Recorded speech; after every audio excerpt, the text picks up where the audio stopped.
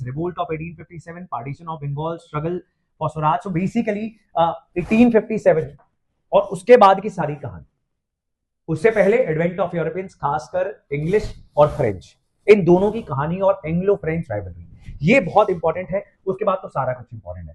बहुत सारे टेबल्स आपके बुक में दिए होते हैं, right, if you are following spectrum, तो वहां पर ये सारे बहुत डिफरेंट टेबल्स आपको मिल जाएंगे। वहां से डायरेक्ट क्वेश्चन आते हैं हरियाणा सिविल सर्विसेज के अंदर। कांग्रेस सेशंस हो गए, गवर्नर जनरल हो गए, डिफरेंट मैगजीन्स और न्यूज़पेपर्स, उनको कौन चला रहा था, ये सारी चीजें आपको वहां पर भी मिल जाती हैं। Social religious reform movements, viceroy, governor general.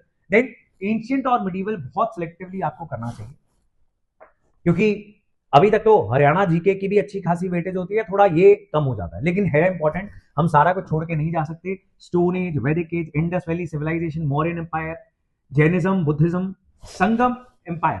अब एक और ट्रेंड आपको क्या देखना है, आप गुप्ता, दिल्ली सल्तनत, मुगल एम्पायर, ये तो इंपॉर्टेंट है।